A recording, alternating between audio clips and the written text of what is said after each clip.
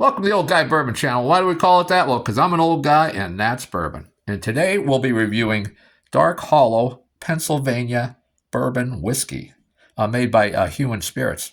And hewn is like a hewn log, hewn beams. It's either hand cut or handcrafted, and this is a handcrafted bourbon whiskey. And it's made by Hewn Spirits out of Pipersville, Bucks County, Pennsylvania. I don't know the exact mash bill, but I do know that it uses corn, traditional corn, heirloom corn, and rye grains. Now, this is 94 proof. They also use, the water is a Bucks County artesian well water.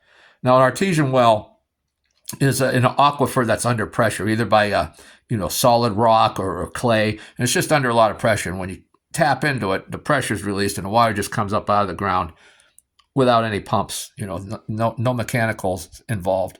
And in my youth, we used to go to one, we would take jugs with us, and that water came out ice cold, and it was delicious mineral water, and we would just fill up jugs and jugs. And there's several artesian wells in Pennsylvania and elsewhere throughout the country.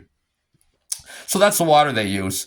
And this particular bottle is batch number 599, number 6. And I don't know how well that shows up. You can see it's hand written, 94 proof.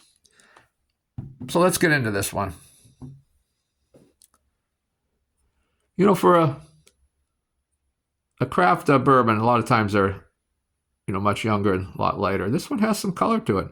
Now I don't know what kind of if they're doing some stuff with their barrels or something, because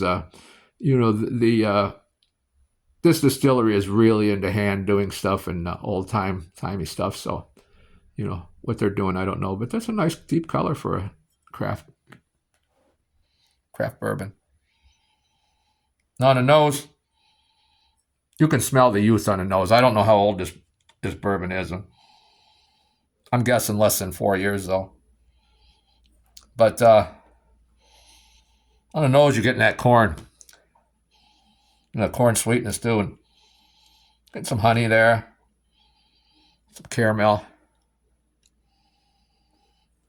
Not picking up any oak notes or anything like that. Let's take a sip.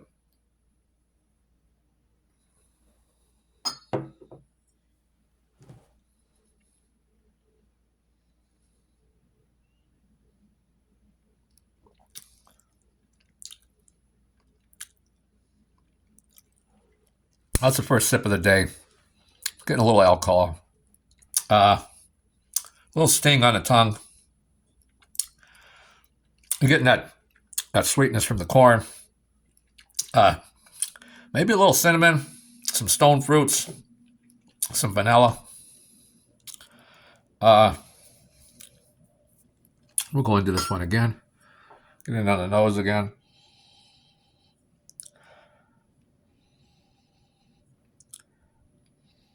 That corn really jumps out at you. Very corn forward. But you still get some caramel. Get some honey sweetness. Like I said, no oak I'm not picking up. Nothing really spicy. Can detect some of that ethanol there. Let's take the second sip here.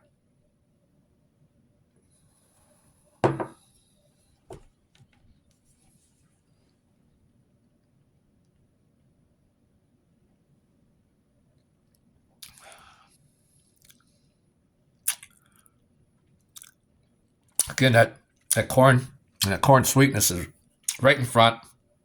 Very strong, very forward.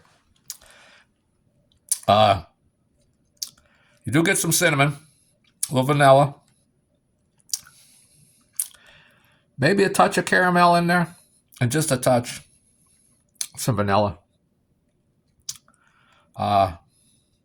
So these craft bourbons are usually younger, and I'm hoping that a lot of these craft bourbons are putting some barrels away or even one barrel away, and get 4 to 6 to 7 years age on it, and maybe release a special edition, because a lot of them have so much potential, but they're just so young that they are lacking something and losing out on that potential that they have. But I understand the craft distilleries, especially the smaller ones, just it's an affordability thing, and they just can't do it. But I'm thinking I could put a little bit aside, and maybe they are. But let's go into this one again. Sip number 3. Again on the nose, you can smell that youth on the nose, and you're getting that corn, almost like a corn liquor note. The nose. If you ever had a White Lightning corn liquor, that's very present. So I'm thinking this is probably like 2 years old. But it's not. Nothing's unpleasant about this nose. It's just very corn forward. Some caramel, some honey, maybe a little touch of cinnamon there. Well, let's take that third sip.